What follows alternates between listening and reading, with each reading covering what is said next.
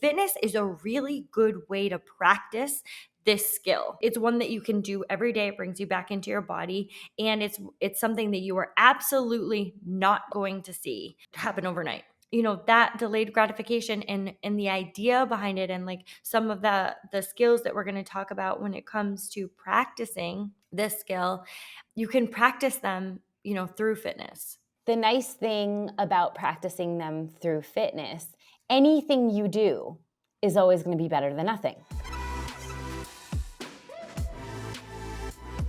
Hi, everyone, and welcome back to the Thick Thighs Save Lives podcast. I'm Kelsey. Welcome back, guys. I'm Rachael. What a freaking start to this one. This podcast? Yeah. Why? I feel great about it. Well, of course you do. You're on one today, and I think that the audience is really lucky because when Kelsey's on one, it's going to be a good time. It's going to be a good time. We're going to have a good time today.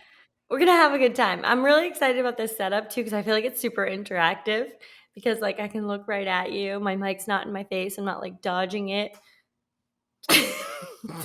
Jill for the win, and and she just continues to win every week. All she does is win, win, win, no matter what. Shout out to Jill. That's Jill. Guys, want to start? I have a new segment, and do you want to? Oh man! All wow, your brain just went in several different directions there. Live time. They gave me a mic, and I just said, "This is it. This is what you're getting." Yeah. We're going to start a new segment called "Is It Just Me?" And this is really, I think, important for humanity. It's a segment for humanity, really, to let you know if you're normal or if you're a freaking weirdo. Yeah. And all answers are good. If you're and you do with weirdo, that with what you will. Fine. I mean, just live your life, but also you can know if there are other weirdos like you that you might want to connect with, because we all have these things where this is why I go out with girlfriends. This is the whole point. I'm like, hey, is this thing happening to you too? And they're like, oh, God, no. And then I'm like, oh, no, I'll probably back down on that next time. Me neither. Me neither. But it's just a struggle to constantly make connections in our life, right? We want to just that's like human nature. We just want to make connections. So our new segment is It Just Me? And we're going to share one thing each week that we're wondering if other people are doing too, or if it's my first dive into this was actually when I admitted to thousands of people that I talk to myself out loud.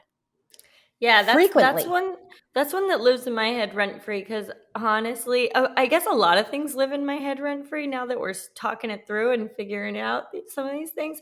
But I just almost like you have ADHD.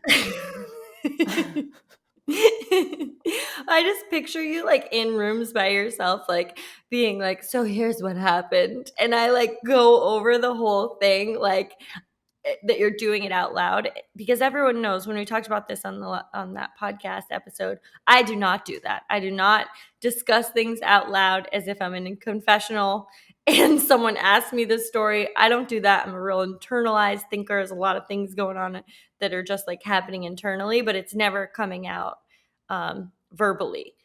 So I enjoy that you do it, but I also think it's freaking weird. But there was thousands of people who were like, yeah, me too. Which, first of all, it blew my mind that no one else was doing that, because I heard the stat that it was only 30% of people. When I said to you, oh, yeah, you do that. And you were like, no. And I was like, oh, shit, does anyone do it? It is a pretty low percentage of people, but there are other weirdos out there. So this is going to be a way to find your weirdos, And also kind of validate yourself if maybe the thing you've been doing that you think is totally bizarre, other people are doing too. So I'm going to open it up this week with, is it just me? Or do other people make music videos in their car? Make what videos? Music videos. Oh. Okay, totally. So the song comes on. Yeah. And Wait, you so lip are sync you to the camera and you think about like the angles. No, okay. Have I gone too far? I went too far. No, it's perfect. Okay, the song comes on and you think away like that you want to like lip sync it, and then like you think about like your dance moves and you do the music video as if it's yours. So is the whole music video happening in the car? Like, is it shot in the car, or like are there like It's segments that it like? unfortunate. No, it's artsy, right? It's artsy. We're Yeah. all in one set, and it's just like me, and I have like subtle dance moves and a like, side lip syncing. No? I Think about it. personally do make music videos in the car, but they don't stay in the car. Like, I'll like start the music video in the car, and then I'll be like, oh, and then it goes into another scene, but the scene's happening in my mind, and then it'll like cut back to me, and I'll be like, yeah. Like, it'll be a whole thing. Or I've done this before where I hear a song and then I imagine where the song is like in my life, if that makes sense. Like what parts of my life like that is like interpreting, and then it becomes like a whole movie. Dude. So then like the things cut in of like the scenes, you know what I mean? Is that Okay. weird? No. All right. Well, this was my other one, but it's not me. So like I couldn't say it because it's not just me. But my husband has this uncanny, it's like ridiculous. You can play him a song and he will be able to tell you what year it came out. And the reason why he can do this is because the song he can place with something in his life. It's like a hidden talent.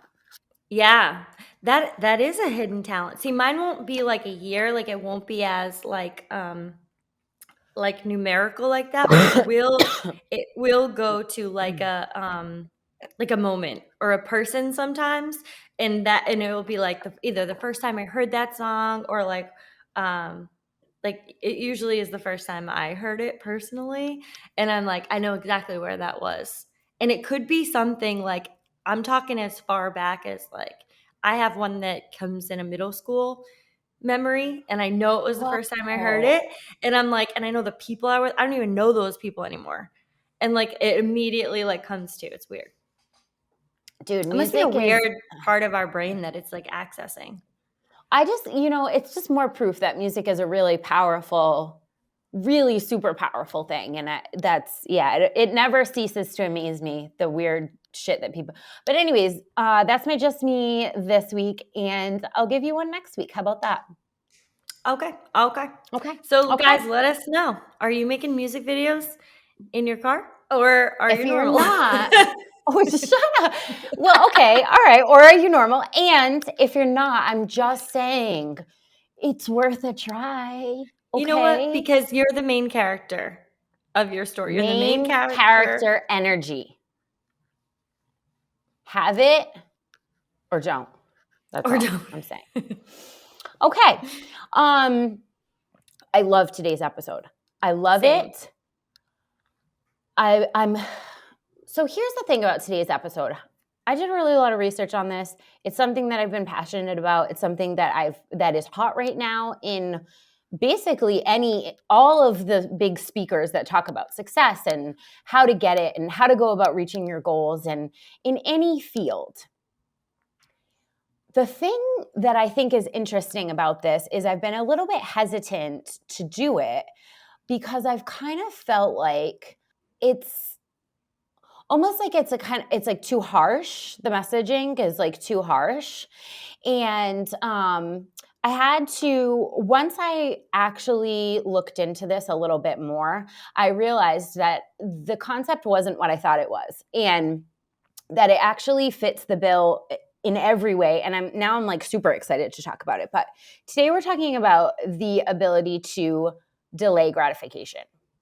Yeah, I understand where you're coming from when you felt like that the topic might be a little harsh, I think you said. And I totally get that, but I actually wanted to lean into some of those a little bit more. So I'm on the flip side of like shying away from harsh things, because I think there was a time where we needed to where there needed to be a little less harsh messaging, and we needed to give ourselves a break and some things like that. And I think that that is valid, and that's a great thing to build up and give yourself that respite that you need sometimes. But I also think there is this idea that those that are born with things, those that have the things that I want, are born with it, and that's just not true.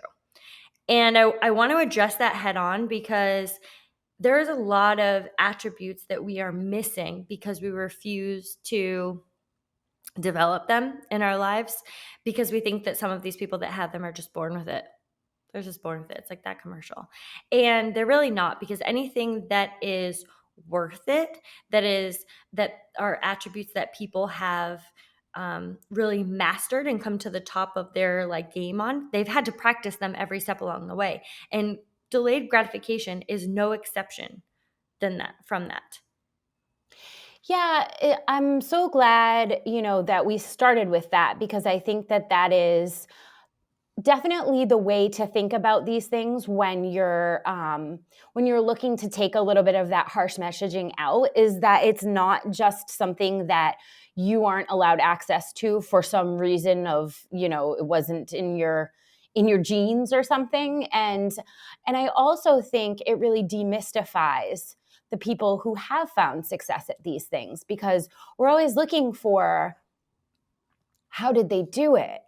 And the answer is they paid the price that it costs. And I think that a lot of people are at a place where they want these things, they value these attributes, but they aren't willing to fork out the cash for it. And that being like your time. That's what, I mean, if you're thinking of your life, like, and all of the things that you want from it, time is your currency, right? So we love the idea of these successful people and the attributes that they have, but we aren't necessarily willing to pay the price that they paid.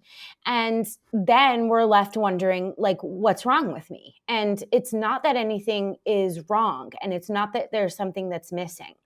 And I think when we talk about delayed gratification and impulse control, and obviously this is a massive topic when it comes to health and fitness, because if you line up 10 people who have self-reported that they are not hitting their fitness or health goals, I would say probably 9 or 10 out of 10 would say that there is some kind of impulse control problem there. There is a delayed gratification issue. And it's a huge thing that we sometimes kind of, we love the attribute, but we kind of push it to, like, some people are like that and some people aren't. And that's just not it. And I think that taking some time to talk about delayed gratification, what it really means, and why some people have been able to get better at it and why some people have not. I think that demystifying that will really help you to see from like a bird's eye view that these things are well within your control, and anything that you want, you can have it. But there is going to be a price. Absolutely. And I think so. What we're going to do is we're going to talk about delayed gratification for a little bit. We're going to talk about some of the studies and culture that have been built around delayed gratification. And then we are going to give some actionable tips to work on delayed gratification, because we know that anything doesn't start with these big overhauls, right? Like there's always going to be little steps that come before the top of the staircase where you're like, I am so great at gratification. Like I'm so great at like working towards what I want and just not expecting it to happen overnight. Like also being good at delayed gratification doesn't happen overnight. So it's one of those things that like we're going to give you some steps that are going to get you there, where you can start kind of small. But first I want to talk about the fact that most people are not proficient at delayed gratification. They're just not. And a couple of studies that we're going to reference during this, like one of them has come to be known as the marshmallow experiment, which you may have heard of before. I also referenced a donut one, which was done with adults, but basically with the marshmallows, you had a group of 4 and 5-year-olds, and they were told sitting at a desk that if they waited, that they would all be given one marshmallow. But if they waited 15 minutes for the experimenter, the person leading, the adult, to come back, if they just waited 15 minutes, they would get 2 marshmallows. They would get more marshmallows if they waited 15 minutes and just didn't eat the one on their desk. Now, the majority of kids ate the marshmallow. Even though they wanted another one, they were not willing to wait for the 15 minutes to be up. Now, the ones that did wait and received a second marshmallow, this is a longitudinal study. So it's done over a period of time. So they checked in with these children, again, as adults, and I think about 40 years. And, checked back in with them with their measures of what success was, to see if there was a correlation between the success of these adults and their ability to delay gratification as children. And what they found were, and the metrics for success were, high SAT scores. I think earnings was in there, right? Yep. So some of the like common metrics for success, they didn't ask them how happy they were, so you decide success. But they used some common metrics for success and saw that there was a correlation between the kids who had the ability at a very young age to delay some gratification for something that they wanted at that time and their ability to succeed as adults. Now, as you can imagine, like that would not be a surprising finding, because we know that, in a fitness sense, that if you want results to happen overnight and you keep demanding that results are going to happen overnight, you're more likely to give up sooner because you're not seeing the results. You're not getting the gratification that you're looking for. And anything in fitness worth it happens over a long period of time. The crash diets, the hit the gym for 2 hours every day for 1 month is not the thing that is going to make long sustainable changes. It's the little changes that happen over time in the waiting for results and enjoying the path or the journey along the way. So that's kind of like an overview for some thoughts around delayed gratification, that we know that some of these metrics for success come as a direct correlation with having the ability to delay something that you want. One of the things, so this study is pretty old. It was done in the 70s, and they, people have been referencing this study and talking about this study in the terms of, proving that delayed gratification is the way, right? That's how we can see at a young age whether or not someone sort of has what it takes to be successful. But I want to reframe this, because although I fully and like wholeheartedly believe in the idea of delayed gratification being necessary for success in anything, I want to say that this study sort of gave the impression, because they were 4 and 5, that it was almost something that they were born with, right? They were little kids. We know that human beings are born like with, I think Freud calls it the pleasure principle. It's that you're wired to seek pleasure and avoid pain. Like just to keep you alive. Right. So, I mean, that's an ingrained need that is like at the base of human behavior. And the idea that like not eating a marshmallow would be painful, I mean, we have to put this in perspective, right? But like, yeah, it's harder, right? You're taking the harder path to then get results in the long run.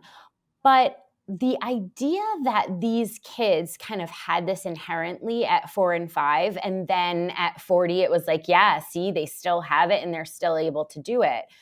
They redid this test because the initial test had a little bit of flaws in that it was large. I think they took kids from a Stanford daycare because the study was done at Stanford. So it was like the easiest sample size, right? But those kids were largely from, the same At Stanford socioeconomic daycare. background. Right.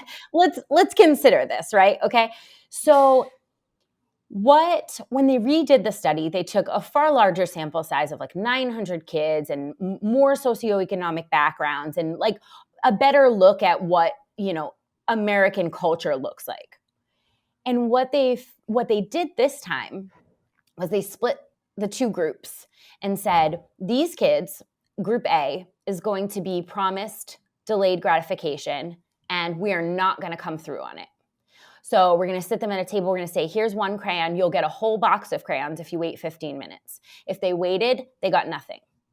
Here's one sticker. And if you wait a little while, we'll give you more stickers. Did not come through on it, right? Group B was promised delayed gratification, and it was rewarded with the things promised. You want Group a crayon? A now has trust issues. Okay. However, what this showed was that the percentage of kids who would then delay gratification in group A for the marshmallow was significantly lower than it would have been in group B. Group B, the kids took the idea of delaying gratification to get to marshmallows in way larger numbers than group A. And what that shows you essentially is that it's a learned behavior. If you show consistently, even children, the idea of delayed gratification and give the rewards appropriately, they will be more likely to be able to develop that skill. If you tell them the idea and then don't come through on anything, they will say, why would I ever do that? There's no point in delaying gratification. I'm not going to do that. So when you think about your own ability to resist impulse control and your own ability to delay gratification, one of the things that I really think that you need to consider is the environment in which you were raised and the things that you were shown. If you were raised in an environment where delayed gratification wasn't promoted, you are far less likely to be able to do that skill now as an adult simply because you haven't practiced it enough. And when you take that into consideration, it's not that the 4-year-olds that resisted the marshmallow the first time in the 70s, is not that they had something special. It's that their background simply made them more apt to be able to do that as a 4 or 5-year-old. They were shown and practiced delayed gratification more, and therefore they were more successful as adults. So it's never too late, is all I'm trying to say. Yeah. I love that you brought that up because there's two things there. It's never too late. And the second one is really life experiences will always contribute to how you handle anything in life. So this is not, in a vacuum where we're talking about, like this thing is like equals this thing. Like, no, your life experiences are going to impact how you deal with difficulties, how resilient you are, how much you have the ability or the practice to practice impulse control or delayed gratification. Like these life experiences are always going to affect every single one of us, and they're all very unique. So you may have, and that's where I wanted to come back to the fact that like there's a difference when we have identified that something may be more difficult for us to obtain because of things like life experiences or because of, things that you may have going on in your life. Maybe you have, impulse control can be particularly difficult for people who are neurodivergent. There are different levels that every individual will have to obtain some of these skills. I'm not downplaying that at all. What I want to remind you, though, when you identify some of those things, is that although you may have some more difficulty, although you may have some more obstacles to obtain a thing because of your life experiences or because of other factors, you still have the ability, if you want it, to work on some of these things and to develop that skill, to develop it, from where it started, and look at the wins that you have along the way. So maybe you're not, going from not, or maybe you're not going from not having the marshmallow at all. Maybe you're going from like, well, I just took one bite of the marshmallow to try and wait for it. You know what I mean? Like, there are so many steps along the way that we really have to recognize as wins. And some of those, when it comes to like health and fitness, that just come to the top of my mind, is that like when you say something like, well, I made a goal to not eat out at all this week, none, but I only ate out one time. Like, that's a win. If that's part of your goals, like, ordering out versus cooking at home, if that's part of your goals, we have to look at what the small wins are along the way and recognize them for where you started, not where it's compared to another person. Yeah, because the baseline, the baseline is everything. If you're starting from -40 and someone else is starting from 0, that's just, you may have made up 20 points on them, but it doesn't look the same.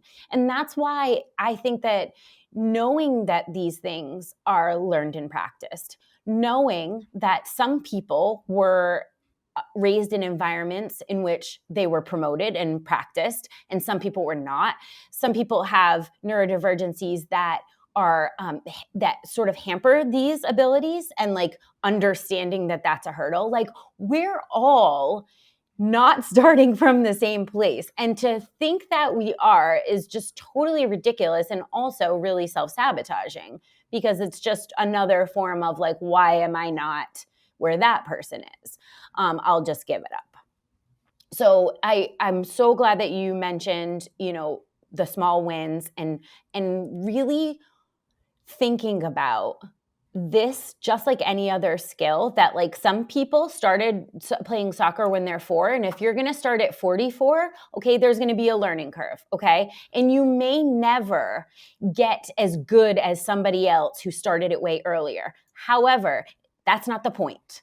That isn't Not the the point, because we're working on developing attributes that we admire and developing strengths that we feel that will serve us to living our best life. And delayed gratification shows over and over that it is one of the things that allows us to meet the goals that we've originally set for ourselves.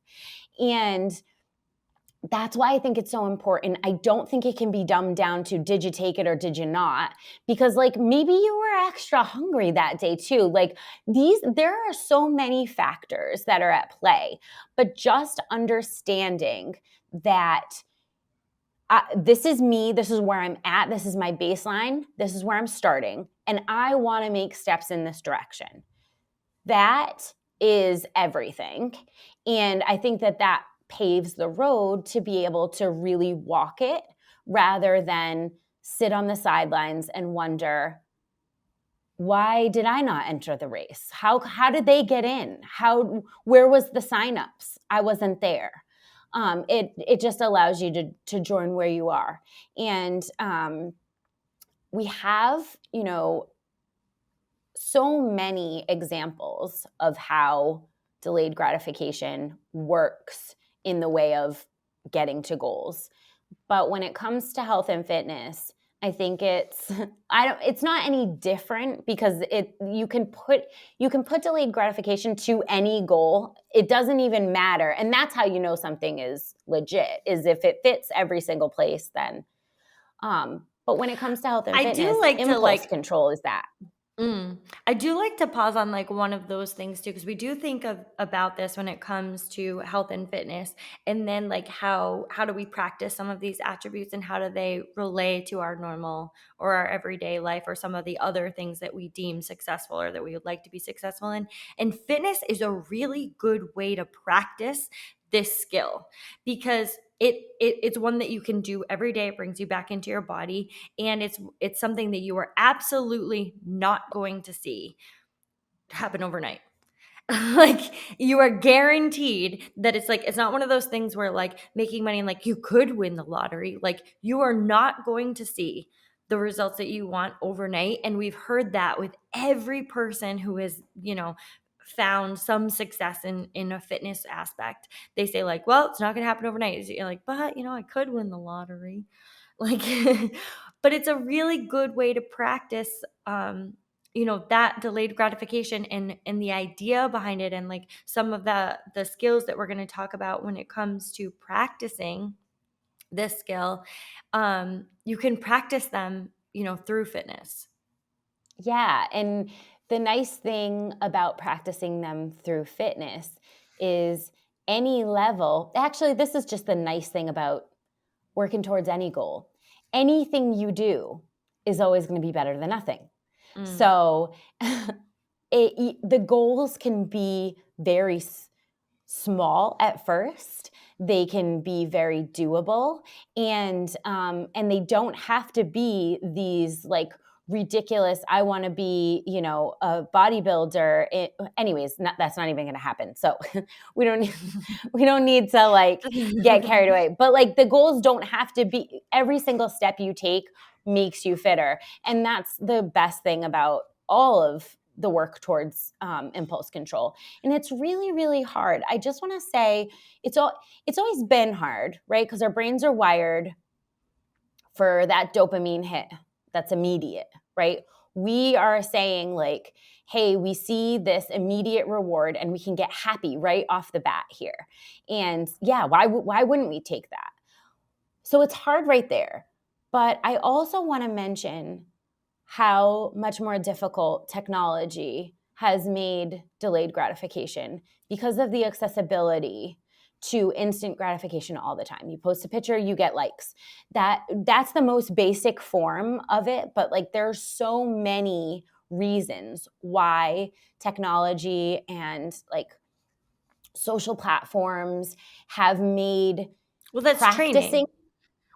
So you're training your brain in the complete opposite, that like you can do a thing and you can have instant gratification, and then you keep searching for it, but it's a race to the bottom, because like none of that actually has the reward that you get from something that you have worked really hard for over long periods of time. And anyone who has reached a goal that they set that was really important for them, and that they said like, this is going to take a long time, but it's my goal. And that's the thing that I want to remind you when you come back to some of these attributes or setting the goal, is like, this is your goal. So if you have decided that this is important to you, we're going to help you with some steps to get there. But ultimately, something that's something like I have to continuously remind myself when I come up with reasons why I can't, or what I focus on the barriers that I have in place. I say like, yeah, but this is my life and that's my goal. So I've decided that I'm going after it, and the only person that can stop me is me. It's a hard truth, but it's the only truth. So it's one of those things where that's why it's really important to set your own goals. Yeah. To not be living through someone else's version of what could make you the best version of you, because it'll always feel like someone else's goals. But when you've really truly set goals that matter to you, you have to turn around and say, but wait a minute, who wanted to do this in the first place? Oh, wait. Oh, shit. It was but me. I love that. I think it's so empowering, because like if you set health and fitness goals, or if you set some of these things, and that's why we've seen a lot of them fail in the past, where you're like, oh, I just like my accountability partner fell off, or like whatever. But like it's your goals. And once you really own it and you say like, but this is mine, this is just mine, and I take care of it, and I create barriers around it, because I don't let anyone infiltrate my goals. Like I think it's like a really empowering, and like maybe that's something that you get to, but I think it's a really empowering thought, because like it doesn't come from anyone else. Like it doesn't matter if they think you're successful or you're not, because ultimately at the end of the day, like you decide if you were successful at that. So it is subjective, but it's subjective to you, which is really powerful, because like that means like no one else can say like, but did you really do that? Doesn't matter. Once you get to the point, like it really doesn't matter. Like I don't care if you think I'm successful. I know I am. Own it. Own it is like, that's it. So I want to talk about a couple of Let's give them the ways. tips. Yeah, let's give you want some tips. You want some tips? I find myself that I am a person who very much highly values delayed gratification. I have understood the benefits at a young age from my exposure to athletics. I think is where most of it came from, was that you couldn't walk on and just be great, and that it was going to take a lot of time and a lot of practice, and again, this is your goal, so how bad do you want it? But these are things that I am constantly working on every day because I believe in them with regards to my success with the business, with regards to my success in parenting. It infiltrates everything. So these are techniques that I am constantly putting into place to fight and ward off against the bombardment of instant gratification that I am subject to on a regular basis. And I do think it's important to recognize that you are subject to that, and that there's going to be a certain amount of work to do to undo that damage. And it's going to be hard work, but it's really worth it. If you want to work on this, first of all, just recognize your baggage and set appropriate goals based on that. If you consider yourself a person that has a very, very difficult time with impulse control, let's not jump off the cliff in the first day, okay? We need to set appropriate goals and realize that we're not all starting from the same place. But tip number one is to get yourself off autopilot. I think that so much of impulsivity comes from being on autopilot, from not paying enough attention, from not being mindful, and not being present. Because sometimes if you aren't really there, your brain goes back to its most basic form of just like, this thing would be pleasurable, do it. And if you're not paying attention, if you're not in the space, if you're not mindful, you can just go with that part of your brain. It takes being aware and practicing a lot of gratitude in the moment to stop impulse control from just being a part of your, or stop a lack of impulsive control from just being a part of your daily autopilot. Yeah, I think that's a great one because so many of us can realize when we're on autopilot. And sometimes I think that, you watch the world. It happens the most when I've gone to New York City and you watch people go around and you almost feel like they're on autopilot in some type of like simulation because they're all looking down. If you've ever been on the subway, you know exactly what I'm talking about. Like they get off on their stop and they don't even glance up. I'm like, how many times have you done this? Like the answer is a million. It's so second nature for them. But it's one of those things that like we do a lot of things on a daily basis that are on autopilot that we could check in a moment and be more present in with ourselves and what we actually want, what we're feeling, and what decisions are we making on a daily basis that is either contributing to the goals in the life that we want, or is it distracting us from the goals in the life that we want? Our second one is setting a wait time. I really like this one because I use it all the time. I think I started using it when I was a child. So when I got to be an adult, I just put it in practice as well.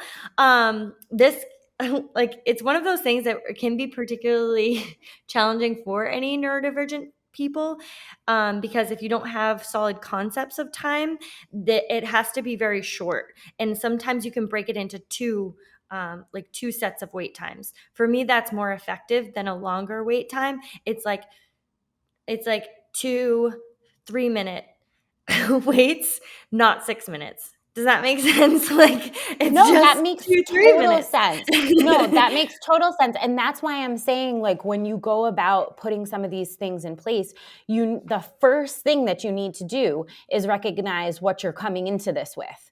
If you're coming in with a neurodivergency, you need to set appropriate goals. You're not going to be able to, or if you're coming in super new to these things, you're not going to be able to set wait times that are like an hour. That's ridiculous. Like, think about what we would do to work on this, with a young child, right? Like, I have told my son many times, no, we're not going to get that toy right now. But, if you read 6 books this week and do 3 workouts, we are gonna see if we can build up the credits. We do like little credits for workouts and stuff and books read. We're going to see if we can build up the credits to get something like that.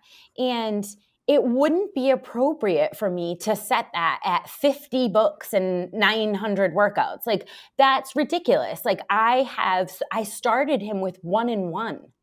One workout, 1 book. So, like, you need to think about, first of all, just starting yourself at a reasonable place and then building up from there, just like you would when you're teaching anybody anything.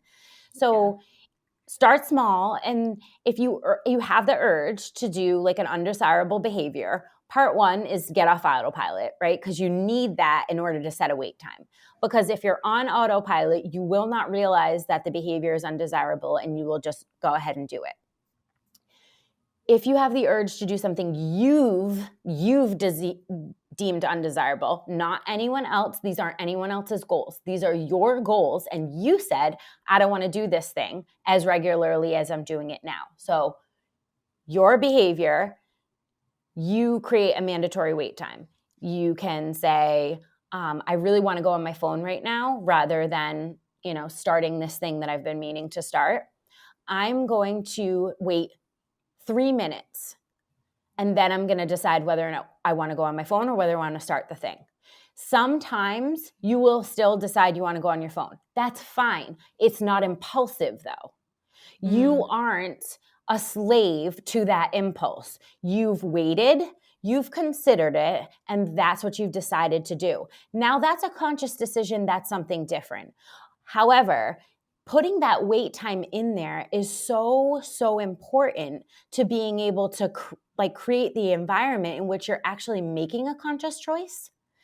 And without the wait time, you just pick up your phone, start scrolling, 5 minutes turns into an hour and a half, and you haven't got done what you wanted to get done. Yeah. I love that for a wait time. I also want to just insert some of these wait times when it comes to life decisions, that you can say, like, I think we do this, like every person, or not every person, but a lot of people do this without even knowing it. They say, like, I'm not going to make that decision right now. I'm going to wait until tomorrow. And it's not even necessarily like looking at just like, oh, I'll feel better tomorrow, recognizing that, like, I need to wait on this and I will make a better choice, is just the whole concept of some of the things that we would like to accomplish and how valuable that can be when you're looking at something nice and fresh and you've decided that this is the time that I have the ability and the bandwidth to make that decision consciously. Our third one is to identify the reward. So are you doing something self-sabotagingly impulsive? Most of us are. Most of us are doing some of these self-sabotaging behaviors that are very impulsive, and then you're deep in them by the time that you wake up and you realize almost that you have done the self-sabotaging behavior. One of the women that I've worked with, she has identified that, like, she'll get home and just spend 4 hours just like scrolling, and then like look up and be like, I didn't stretch, I didn't wash my teeth, I didn't do like any of the things that I said that I wanted to do, and was leading me to a place where I feel so exhausted every day. But I have like 4 hours of time that just left. And like, are you doing this subconsciously? Yeah, 100%. If you know what your reward is, it makes it a lot easier to sub in something different too. Because if you know that scrolling for 4 hours is giving you some sense of What are you looking normalcy. for? What Yeah. are you looking for? Okay. Yeah. That's seriously, I know that a lot of people are going to really hear this when it comes to the scrolling, because this is the times that we're in right now. And all of the apps are designed to make you stay as long as humanly possible. That's literally the whole entire design. If you leave, they've failed. So scrolling for 4 hours is the design. However, what is it that you're looking for? Because if you can identify the reward, then you can put in place another behavior that rewards you in a very similar way, but not if you don't know what you're looking for. Mm. So, like, one of the things that, people constantly come to me with is that they have self-identified as like comfort eaters. Mm. Like if they have like stress or something, they go to like a certain food. I know I do this with nachos. Um, they have identified a food that they associate with comfort. Identifying the reward is like, okay, I see what I'm after here. I'm after comfort. Is there another way? I've literally sat down and made a list of things that are comfortable for me, that feel better to me towards meeting my goals, other than sitting down to a plate of nachos. So there are going to be some days where you do that. However, if you know what you're seeking, you can find the thing that could replace the thing that you're not happy doing and still get the same reward, because your brain only knows we're seeking this thing, we're seeking this reward. Give it to us the fastest way. So having an alternative and a backup, if I'm seeking comfort, if I go get a weighted blanket, that's really effective. Okay, I'm going to set a wait time. I'm not going to start working on these nachos until 5 minutes of sitting under a weighted blanket. If I still want them, okay. If I don't, maybe the behavior has been replaced by something I feel more comfortable with, because I knew what I was looking for. See, I think this is one of my favorite tips, because I think that we ignore really what we're really searching for, the thing that we're looking for, maybe from what we're looking to feel when we turn towards some of these impulsive behaviors, or when we turn towards something that is, an undesirable behavior, or something that we ultimately don't want and is not helping us reach our goals, but it is serving a short-term purpose. So we can be friends with the fact that like it is serving a purpose for us in our life. What is that purpose? And how might I be able to meet that need in an alternate way? Because that need does need to be met. So how might I be able to meet the needs that like I am expressing that I'm looking for, but that are not getting me closer to my goals? That's not actually what I want, but I need that need to be met. And I've created a pattern up until now to meet that need in this way. But I've decided that doesn't work for me. That I've That's why decided I in my life that doesn't work for me. that's why I always am fighting the good fight of like that. Any success in anything is not a battle of willpower, because it isn't about that. We're all seeking the same things. It's a battle of whether or not you can find alternatives to get your needs met. It's not about putting them off and putting them off and putting them off and pretending like you don't have needs. That isn't it. You have to recognize it, drink it in, and say, I will meet this need, but I'm going to do it in my way, not in the easiest way, not in the way that I have always done it. I'm going to do it in a way that I feel good about, but it's not about pushing off that need. So I think that you're so right. And the last one, our last tip is to, when all else fails, go to your subconscious. I swear to God, this works. I'm not joking. I don't know why it works, but if you write down delay gratification. If you write down that phrase like on your to-do list or something, if you have it like as a reminder that pops up on your phone, if you like set up things where you download like an app like Forest where like it rewards you for staying on task and not going on to other apps. If you find like you're a person that, oh, you sit down to work and then like it's like email and you look up in 3 hours you've not started the thing that you wanted to start. If you employ your subconscious and simply write down this goal of delaying gratification, see it multiple times a day, it tricks your brain into thinking that is your story and that is the right thing. Honestly, just seeing it, just writing it, it's there in your subconscious, and you're so much more likely to be able to have it top of mind when you need it. See, I don't think this is a weird concept at all, because we know that like we are being hit with things subconsciously throughout the day and they are impacting the decisions that we make. There's a ton of science behind that like everything that we're being subconsciously hit with on a daily basis is impacting the decisions that we make. So that's why I think like I've always called back to like, who do you follow on social media? Like what are you saying like is just not impacting you? How are you still weighing yourself and just saying that like it doesn't impact your your goals, or like the I don't want to say like the weight you put on it, but the value that you put on the Self-worth. weight, your Mm-hmm. worth. Because like so many of these things, but subconsciously you are feeding that all the time. So having something come up on your phone as a reminder for something that you would like to achieve is a great idea.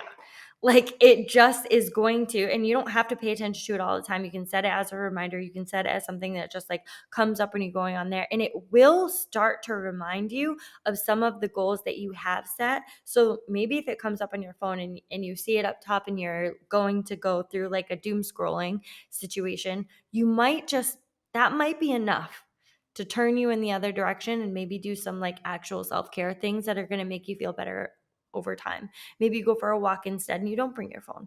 Maybe that day you go work out or stretch or something that makes you feel good and is contributing to your goals, rather than, you know, um, going and binge watching something that maybe isn't part of your goals. Like these things are just little steps that you can take, that you could do right today, that you could employ right now today, and add into your routine or some things that you want to call to with goals that you've decided are for you. Yeah, I'm really glad we did this. I was a little bit apprehensive, like I said, that it was kind of gonna come off as a like, just go get what you want, work harder. Like hustle culture is something that I constantly have to fight against myself. But the idea that everything that you want is within your reach with enough time and the correct work on it really is life-changing. But there's a cost and you have to pay it. There's no way around that. And delaying gratification is the time payment that is owed. It's owed towards a goal. And I think when you put it in that perspective, you can really kind of take ownership of it and decide if it's something that you really want. Yeah. And that the goals are yours. They're yours to decide. This isn't just some arbitrary thing where like, well, I have to do, this X, Y, and Z, and like this is the only way to get it. Like these are your goals that you've decided you'd like to improve in your life. And if there are things that you would like to improve that are going to make the quality of your one life better, let's do them. Like, What let's are we stop waiting waiting. for? Yeah, let's stop waiting. Let's do them. Let's stop wishing and hoping. And like the same thing, I'm going to come back to confidence for this like always, because I wish I had your confidence, or I wish I had, there is no wishing, guys. Let's take the wishing all out of it, because none of those things come with wishing and hoping. They come with putting some of these small practices in place and making a decision that you would like to feel some way, that you would like your goal to set these goals for yourself, that you would like your life to look a certain way and you would like to feel that way. So we have to put some steps in place so that you can start to feel that way. And then go get it. Go get it. This is a one time you have one chance around the sun. So go get it. We love you guys. Have a great week.